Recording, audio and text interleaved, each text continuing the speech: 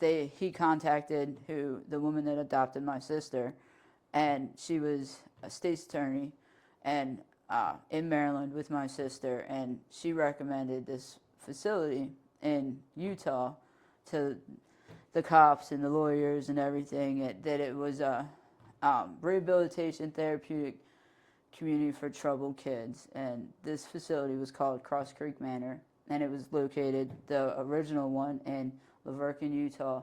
And when you get to the upper phases, there's one, the second part of it was located in St. George. Which people will recognize from the Netflix documentary that just recently came out called The Program. Yeah. And The program explained the whole WASP organization. There's a lot of youth survivors and support groups because of how traumatizing the facility itself was, and then how misleading.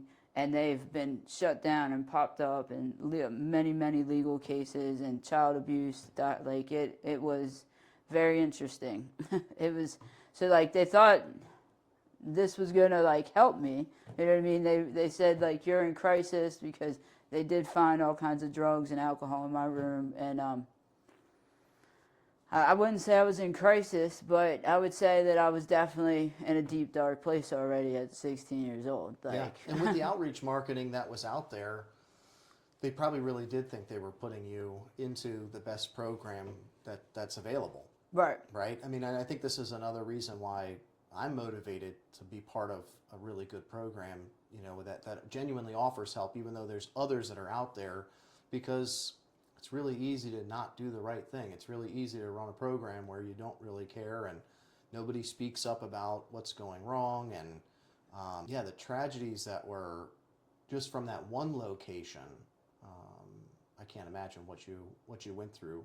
And you were there over a year, correct? I was there for 19 months. 19 months. And 19 to 20 months. It was a little hard to remember. I was finally allowed to leave when I was 18. Almost 2 years. That's a long time. Yeah, and in that 2 years, like, I mean, they strip you of your clothes. You walk in the door, you're like immediately yelled at. We're gonna beat you down, build you up, strip you from your clothes, strip you from any type of communication with the outside world, your family, no phone calls. They put you in these rooms that are like monitored 24/7. You're not allowed to talk. You have to like you go in through phases. So like I will never, like, the phases were discovery, focus, accountability, keys to life, and then there was PC1 and PC2.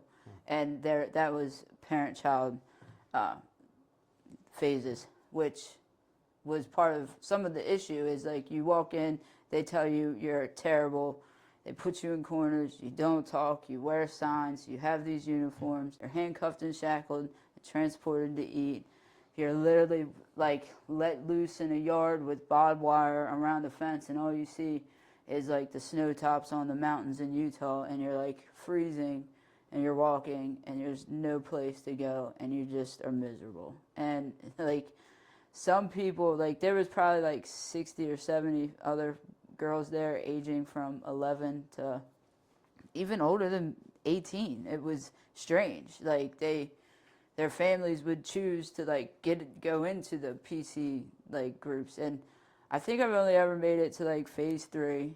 I'm sure they were made to feel like there was no way out too. I'm sure that was a big part of what you were being told on a regular basis, that there's nothing really out there for you. There's nowhere to go, and well, they also communicated with the families. So like, the only reason why I know this part is because like my sister told me, like, is they would like have weekly calls. Your family member's not doing well. We're not going to let them call. This is the best thing. We see all the issues, and then you know, you're supposed to call, and they would call, and hey, we're going to finally let you call, but they're going to beg to come home. Don't listen. All of it's lies. We're really getting through. And the worst part about it is, like, we had to pay for it. Like, I mean, I had to pay for it. Now, obviously, people with their parents, they had to pay for it. But all done and said, it was like $28,000 that I wasted. I paid somebody else to abuse me. literally. Like this place, so there was like 10 people sleeping in a room. If you made a mess, if you go to a threshold of a door, you had to put your hands behind your back and ask to cross. You had to ask to stand up and sit down. You couldn't have shoes. You cleaned with a toothbrush. I mean, and that's what you did. And if you got out of line, they put you in corners and straitjackets, and they put you in rooms for hours, and you had to listen to these tapes. And it was just like, finally, like, it's not like you want to be beaten, but finally you just say, I'm just going to listen. You know, I got to a couple phases, and I was about to be 18, and they packed me up and moved me to St. George, where they gave me clothes, they gave me real food again, they gave me a private room, and what was that? The St. George's? What is? it was still part of Cross Creek Manor, but it was As like, you age out, that's where they move? well, no, it was like the upper phases, so you continue to want to stay to do their parent-child therapy and like seminars and stay until you're done, which could be up until you're 19, 20. You could stay after your 18th birthday, but that's when it would be voluntary. So let me ask you this: was anybody sneaking drugs in?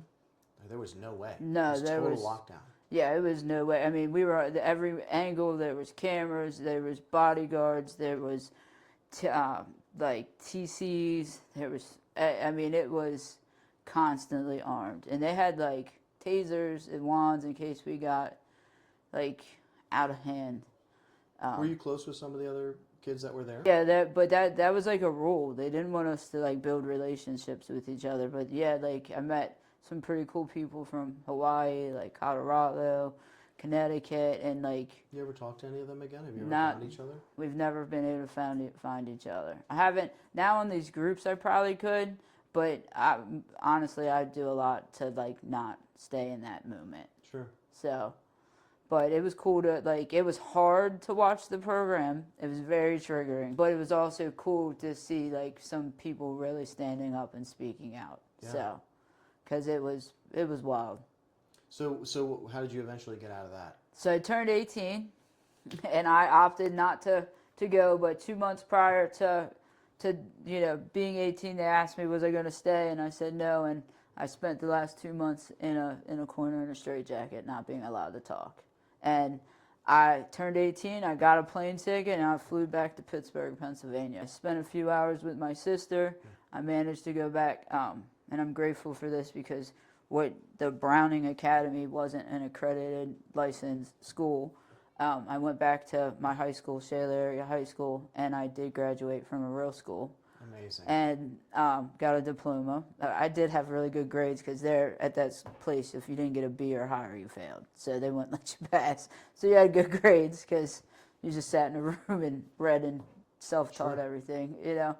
And if we didn't get a B or better, we failed. So we had to do it again. And so I came back. I went to high school. I lived on my own. I went to college. I opted not to do like any dorm lifestyle. I went to the Art Institute of Pittsburgh, but like literally when I came back, like I could honestly say like I was high within 3 hours of being home. And by the time I turned 20 or 21, like I was kicked out of art school for the third and final time because my active addiction was. Yeah, and it's probably worth mentioning too that's what we see with a lot of people when they're not really trying to recover or stop using. A period of abstinence on its own does not cause someone to actually want to stop using or change. Right. So I would think, yeah, as soon as you got out of there and had the ability to, you'd be getting high. Yeah, and like my drug of choice in there was anger. Like, I mean, when I say like I'm a fighter, I probably made it a lot harder on myself, but at the same time, like I was like I just didn't have like the ability to care and about myself or anybody around me. Let me just be real. Like I didn't realize that then. But like I will say this, like, and I have to share because like my attitude in life is like no matter what situation I'm in.